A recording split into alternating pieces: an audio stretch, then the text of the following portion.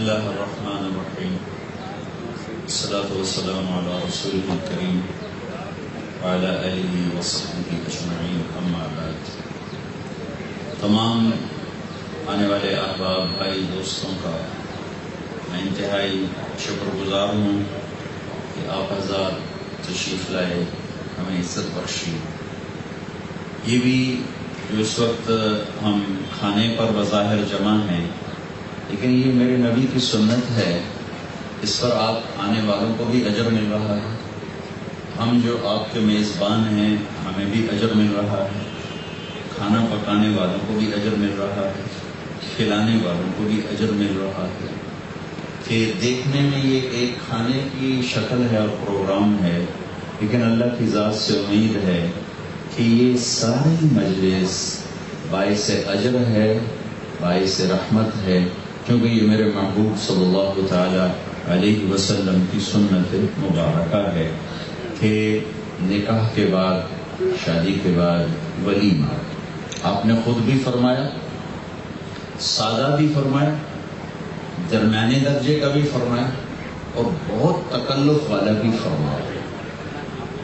حضرت عائشہ رضی اللہ تعالیٰ عنہ سے آپ کی شادی ہوئی ہے، آپ کی ایک ہی اہلیہ مبارکہ ہیں جو کنواری ہیں، وہ بہت سادہ.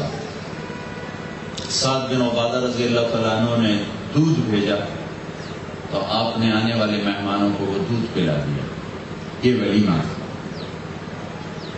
باقی ازواج کا درمیانہ ولیمہ تھا. صفیہ کا ولیمہ 3 دن فرمایا. میں نے تو یہ رکھی ہے، ایک فیصل آباد میں تھی جو پچھلے ہفتے تھی، ایک یہاں کے لیے تھی، ایک کے بھی اور گنجائش باقی ہے. اگر کوئی تو 3 دفعہ بھی ولیمہ کیا جا سکتا ہے. صفیہ رضی اللہ عنہ کا ولیمہ 3 دن ہوتا.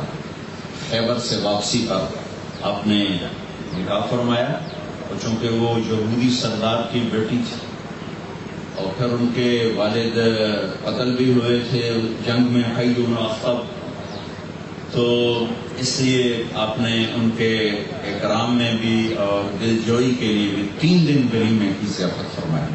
لیکن وہ تھا بہت آسان.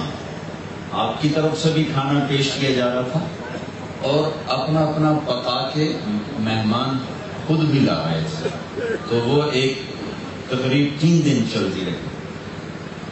زینب رضی اللہ تعالیٰ عنہ، زینب بنت جحش، یہ ایک کائنات کی واحد خاتون ہیں جن کو یہ عزت حاصل ہے کہ ان کا نکاح اللہ نے پڑھایا. نہ گواہ، نہ وکیل، نہ ایجاب، نہ قبول. ایجاب قبول یہ شرط ہیں نکاح. اگر یہ نہ ہو نکاح نہیں ہوتا. لڑکی انکار کر دے، لڑکا انکار کر دے، نکاح نہیں ہو سکتی. یہ اتنا لازمی رکن ہے، اتنی لازمی یہ شرط ہے. یہ واحد نکاح ہے جو آسمانوں پہ پڑا گیا. فلما قضى زید منها وطرا زوجناها. جب زید کے، اس سے پہلے ان کا نکاح زید بن حارثہ تھے، سے تھا جن کو آپ نے اپنا بیٹا بنایا ہوا تھا. طلاق ہو گئی، نئی نبی عدت پوری ہو گئی، تو اللہ تعالیٰ نے آسمان سے حکم اتارا کہ ہم نے آپ کا نکاح زینب سے کر دیا. تو یہ انسانی تاریخ میں پہلا اور آخری واقعہ ہے. نہ پہلے ہوا، آئندہ ہو ہی نہیں سکتا، وہی نہیں تو ہو بھی نہیں سکتا. تو یہ بہت عجیب و غریب واقعہ تھا. میں اس پر ایک لطیفہ سنایا کرتا ہوں. لطیفہ نہیں، واقعہ ہے، صحیح واقعہ ہے. ہمارے اپنے دوست ہیں، ان کے گاؤں کا ایک بچہ چھوٹی عمر میں کنڈکٹر اور بسوں پہ چڑھ گیا. کنڈکٹری کرتے کرتے کرتے وہ جوان ہوا. اس کی شادی ہونا، منڈی بہودین کا بچہ، اس کی شادی ہونے لگی. تو مولوی صاحب انہوں نے آخیا، بھائی فلانے دے تھی اے ادا نام میں تیرے نکاح عدت تھی، تو قبول کی تھا. اب اس کی زندگی گزری، ساری بسوں کو آگے کرتے پیچھے کرتے، استاد جی آن دے، استاد جی جان دے ہو. تو وہ کہنے لگا جی مولانا صاحب آن دے. تو اس کا بھائی پاس بیٹھا تھا، اس نے اس کو کونی ماری تو کہنے لگا مولانا صاحب جان دو، تو اس نے پھر اس کو کونی ماری. اس نے کہا جی میں جی سارے دی صلاح ہو گئی. مول صاحب آخیا سارے دی صلاح کا کام نہیں، تیوں منہ آخنا ہے میں قبول کیتا تاں یہ کام توڑ چڑھنا ہے، ایویں نہیں ہونا.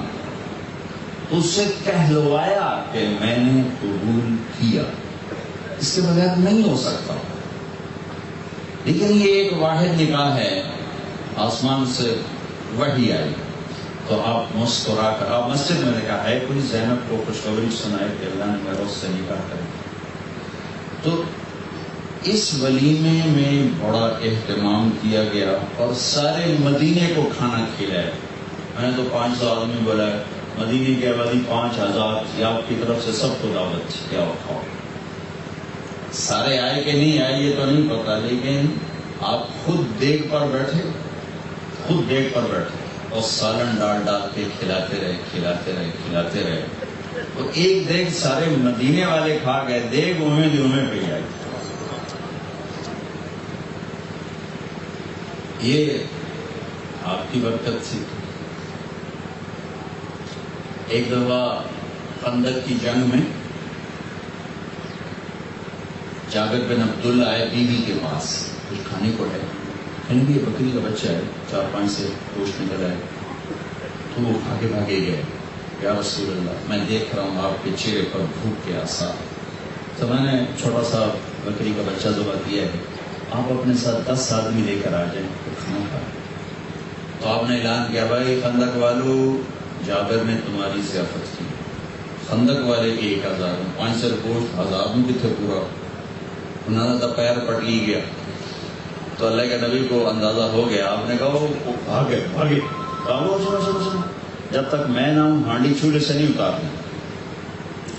اب سب کو لے کے پہنچ، جب وہ ہانڈی پکنے پر آئی تو آپ نے اس میں اپنا تھوک ڈالا، پھر اپنے پاس رکھوائی اور جو رات تھی آٹے کی اس کے اوپر کپڑا ڈلوا کے 2 عورتوں سے کہا نیچے سے پیڑے نکالو اور بنا کے روٹی تھپتی رہو. 4-5 سیر جو 4 سیر دا چھوٹا بکری کا بچہ، 10-12 آدمیوں کے لیے ایک بڑا تھال تھا، اس میں آپ سالن ڈالتے، پھر روٹی توڑ کے ڈالتے، آؤ بھائی کھاؤ، اور فرماتے روٹی کھاؤ ہڈی نہ چباؤ، روٹی کھاؤ ہڈی نہ چباؤ. 1000 آدمی کھا کے چلا گیا، ہانڈی میں سے ایک روٹی کم نہیں ہوئی اور سب نے گوشت رج کے کھایا. اور وہ جو 1000 آدمی کے لیے روٹی پکی تھی، جب وہ پرات سے کپڑا ہٹا کے دیکھا تو ایک پیڑا کم نہیں ہوا. پھر آپ نے اس سے بھی عجیب بات، آپ نے فرمایا بھائی ہڈیاں کٹھی کرو. تو ہڈیاں کٹھی کی، ان کو آپ نے جمع کیا، تو اور پیالے تھال پر ہاتھ رکھا اور کچھ پڑھنا شروع کیا. پڑھتے رہے. ایک دم دیکھنے والوں نے دیکھا کہ بکری کا بچہ تھال میں کھڑا ہوا. تو آپ نے کہا جابر لو ہمیں تو اللہ نے کھلا دیا، اے لے جا بکری کا بچہ بھی لے جا، سالن بھی لے جا، آٹا بھی لے جا. جو بچے کو بکری کے بچے کو کان سے پکڑ کے گھر میں آئے تو ان کی بیوی ایسے ہو، یہ کیا ہو، اس کو تو ابھی ذبح کیا تھا، یہ کدھر سے آ گیا؟ اللہ کے نبی کی دعا سے دوبارہ زندہ ہو گیا. تو یہ ایک پرتکلف ولیمہ ہوا. آپ نے اپنی 4 بیٹیوں کی شادی فرمائی، 3 کی بہت سادہ اور سب سے چھوٹی حضرت فاطمہ رضی اللہ تعالیٰ عنہ کی بہت پرتکلف، پورے تکلف کے ساتھ. آپ نے فرمایا ما زوجت وما تزوجت الا بوحی من السماء جاء به جبرائیل. میں نے جس عورت سے شادی کی، یہ جس لڑکے کو مرد کو میں نے اپنی بیٹی دی، آسمان سے پہلے جبریل وحی لے کر آئے، پھر میں نے قدم اٹھایا. پھر آپ نے فرمایا کہ میں نے جس عورت سے شادی کی یا میری بیٹی سے جس مرد نے شادی کی، میرے اللہ نے مجھ سے وعدہ کیا ہے کہ ان میں سے کوئی جہنم میں نہیں جائے گا، سب جنت ہے، سب جنت ہے. تو آپ کے بڑے داماد ہیں ابو العاص رضی اللہ تعالیٰ عنہ، اور ان سے چھوٹے داماد ہیں عثمان رضی اللہ تعالیٰ عنہ، جن کو اللہ تعالیٰ نے یہ شرف بخشا کہ ان کے نکاح میں 2 بیٹیاں آپ کی ہیں. پہلے حضرت رقیہ، ان کے بعد ام کلثوم. ان کے انتقال پر آپ نے فرمایا اگر میری 100 بیٹیاں ہوتی اور وہ عثمان کے نکاح میں دیتا اور مرتی تو میں ایک ایک کر کے 100 کی 100 عثمان کے نکاح میں دیتا.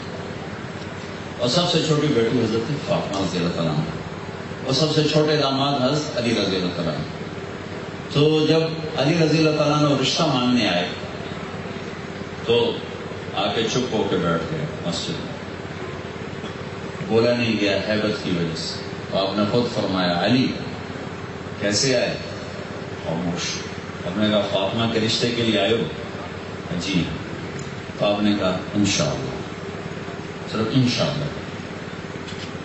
اٹھ کے آپ اٹھ گئے، حضرت علی بھی اٹھ کے باہر نکلے تو کہنے لگے بھائی انکار ہو گیا. صحابہ نے پوچھا انکار کیسے ہو گیا؟ کا کچھ جواب ہی نہیں دیا. تو عبد الرحمن بن عوف کہنے لگے کچھ کہا تھا؟ کہا انشاءاللہ کہا تھا. تو بس انشاءاللہ نبی کا ہاں ہی ہوتا ہے تو ہو گیا. اچھا یہ ہاں کیوں نہیں کی؟ یہ آگے اب میں بتاؤں. آپ گھر تشریف لے اور جناب فاطمہ رضی اللہ تعالیٰ عنہ سے پوچھا بیٹی تیرے نکاح کا پیغام آیا ہے علی کی طرف سے، ہاں کر دوں؟ جبکہ میں پہلے حدیث سنا چکا ہوں کہ پہلے آسمان سے حکم آیا اور پھر قدم اٹھایا.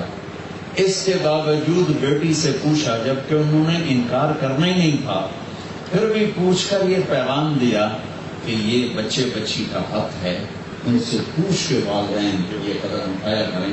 ورنہ میں نے گھروں کو اجڑتے دیکھا ہے کہ ماں باپ ضد کر دیتے ہیں کہ ایسا کرنا ہی کرنا ہے، تیری نبھے تے بھاویں نہ نبھے، ایسا ہی کرنا ہے، تو اپنی کرنی تے جا، اپنا سر لے جا.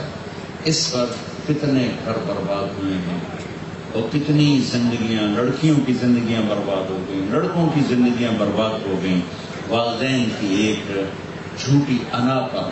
یقیناً بچوں کا ذہن اتنا نہیں ہوتا ہے، لیکن سمجھانا، پیار محبت سے سمجھانا ذمہ ہے. نہ مانے تو جو جبر کرے گا نتیجہ الٹا آئے گا، غلط آئے گا. آج کا ماحول بہت بدل چکا ہے. اب زمانہ وہ نہیں ہے کہ جتھے باندھ دو اتھے باندھ دو. جب حضرت فاطمہ نے ہاں کہی پھر آپ نے آ کر فرمایا علی جمع کرو لوگوں. پھر سے مجمع جمع ہوا. پھر آپ نے کہا لوگوں مجھے اللہ نے کہا ہے میں اپنی بیٹی فاطمہ کا نکاح علی کے ساتھ کرتا. پھر آپ نے خطبہ پڑھا اور فرمایا کہ میں نے 400 درہم کے عوض اپنی بیٹی تیرے نکاح میں دی، تو نے قبول کی. تو حضرت علی سے سامنے بیٹھے، کہا جی میں نے قبول کیا. اس سجدے میں سر رکھ دیا اور دعا مانگی. اللہ کے نبی نے آمین فرمائی.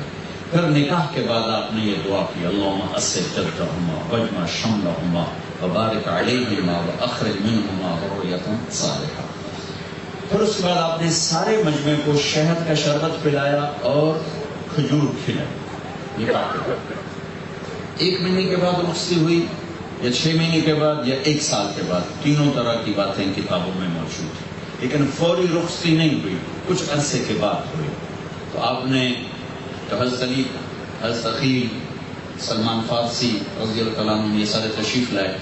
آپ حضرت علی کو اندر لے کر گئے اور آپ نے اپنی حضرت حفصہ، حضرت عائشہ، حضرت ام سلمہ ان سے فرمایا کہ تمہیں پتہ ہے فاطمہ سے مجھے کتنا پیار ہے، اس کو دلہن بناؤ. تو ازواج مطہرات نے حضرت فاطمہ کو دلہن بنایا، سجایا. پھر آپ نے حضرت علی کو اندر بلایا اور فاطمہ کا ہاتھ پکڑا اور علی کے ہاتھ میں دیا اور فرمایا کہ علی تجھے نبی کی بیٹی مبارک ہو. اور اپنی بیٹی سے فرمایا کہ بیٹی مجھے اپنے خاندان میں جو سب سے زیادہ پسند تھا میں نے تیرا ہاتھ اس کے ہاتھ میں دیا ہے. اگلے دن آپ نے حضرت علی سے فرمایا ولیمہ کرو. کہا جی میں تو فقیر آدمی ہوں، میرے پاس تو کچھ. تو سعد نے فرمایا میرے پاس ایک چھترا پڑا ہے. انہوں نے کہا ذبح کرو. اپنی طرف سے پیسے دیے، 10 درہم دیے کہ جاؤ بازار سے کھجور پنیر گھی لے کر آئے. تو چلی بازار گئے، 5 درہم کا گھی خریدا، 4 درہم کا پنیر خریدا اور 1 درہم کی کھجور خریدی. اس کو آپ نے آ کر وہ پسوا کر ملا کر سویٹ ڈش بنایا اور اس کو کھانے پہ رکھوایا, اور چھترے کے گوشت میں چھوارے ڈلوائے اس کو قورمہ بنانے کے لیے, اور تازہ کھجوریں اور انگور دسترخوان پر, تازہ روٹی جوٹ. حضرت فرماتے ہیں کہ علی و فاطمہ جیسا ولیمہ ہم نے زندگی میں کبھی نہ ایسا مزیدار کھانا کھایا نہ ایسا ولیمہ دیکھا. تو یہ آپ نے تکلف بھی فرمایا, سادہ بھی ہے, درمیانہ بھی ہے. یہ سب میرے نبی کے بتائے ہوئے طریقے ہیں. اللہ تعالیٰ نے نسل انسانی کو باقی رکھنے کے لیے نکاح کا حکم دیا, اور نکاح کو باقی رکھنے کے لیے اچھے اخلاق کا حکم دیا. نکاح ایجاب و قبول کے ساتھ ہو تو جاتا ہے, لیکن جو نباہ ہوتا ہے وہ خوبصورتی پر نہیں ہوتا, وہ دھن دولت جائیداد پر نہیں ہوتا. نباہ جو ہوتا ہے وہ اچھے اخلاق پر ہوتا ہے. کہ لے جانے والے کسی کی بیٹی کو لے جا رہے ہیں تو اس کو اپنی بیٹی بنا کے رکھیں, اور جانے والی بھی وہ اسے اپنا گھر سمجھے. تو جان بین سے جب محبت ہوتی ہے تو گھر آباد ہوتے ہیں, جب جان بین میں نفرت پیدا ہوتی ہے تو گھر اجڑ جاتے ہیں. اور محبتوں کو باقی رکھنے کے لیے کوئی بڑا جہاد نہیں چاہیے, صرف زبان کا جہاد چاہیے کہ زبان سے سخت بول نکال دیا جائے تو گھر آباد ہو جائیں. اگر زبان کا بول سخت ہوگا تو ٹوٹ جائیں گے گھر. کبھی تانا نہیں دینا چاہیے, بیوی کو کبھی تانا نہ دو, اس کے پیکوں کا کبھی تانا نہ دو, اس کے ماں باپ کا, بہن بھائیوں کا کبھی طنز نہ کرو. ایسی کوئی عورت اپنے خامد کو تانا نہ دے. میاں بیوی کا رشتہ ابتدا سے شروع ہو رہا ہے اور انتہا پہ جا کے پہنچ رہا ہے کہ انسانیت کی ابتدا ماں باپ کے رشتے سے نہیں, میاں بیوی کے رشتے سے ہے, اور انتہا بھی جنت میں میاں بیوی کے رشتے سے ہے کہ میاں بیوی اکٹھے رہیں گے. تو یہ 2 زبردست اکائیاں ہیں, اس میں کسی بھی رشتے کی وجہ سے خلل نہیں ہونا چاہیے. ہمارے معاشرے میں لڑکے کے ماں باپ اتنے داخل ہو جاتے ہیں لڑکے کے اندر کہ اس کی بیوی اور اس میں پھوٹ پیدا ہونے کا ذریعہ بن جاتے ہیں. بہت اوقات لڑکی کے ماں باپ اس بچی کی زندگی میں اتنے داخل ہو جاتے ہیں کہ میاں بیوی میں پھوٹ کا ذریعہ بن جاتے ہیں. لڑکے کے ذمے ہے کہ ماں باپ کو عزت اور ادب دے, لیکن یہ موقع نہ دے کہ وہ میاں بیوی کی زندگی میں کوئی بدمزگی پیدا کرے. لڑکی اپنے ماں باپ کو عزت دے, لیکن یہاں تک نہ چلی جائے کہ اپنے عزیزوں کی وجہ سے اپنے خامد کی عزت کو خراب کرے. یہ 2, حتیٰ کہ اولاد کی وجہ سے بھی میاں بیوی اپنے تعلق کو خراب نہ کریں. کہ میاں بیوی میں بعض اوقات خامد بچوں کی وجہ سے بیوی کو ذلیل کرتا ہے, بعض اوقات بیویاں بچوں کی وجہ سے, مائیں بچوں کی وجہ سے خامد کے حق میں کوتاہی کرتی ہیں. تو ان رشتوں میں سب سے بڑا رشتہ میاں بیوی کا ہے. میرے نبی نے فرمایا اگر میری شریعت میں سجدہ ہوتا تو میں عورت سے کہتا خامد کو سجدہ کر. یہ نہیں کہا کہ میں بچوں سے کہتا ماں باپ کو سجدہ کریں, میں بیوی سے کہتا کہ اپنی خامد کو سجدہ کرے. یہ بہت مقدس رشتہ ہے. یہ تھوڑی سی چند باتیں ذہن میں آئی تھی, میں نے آپ کی خدمت میں عرض کر دیں. آپ کے آنے کا بہت شکریہ. کھانا حاضر ہے, تیار ہے, آپ سن لیں.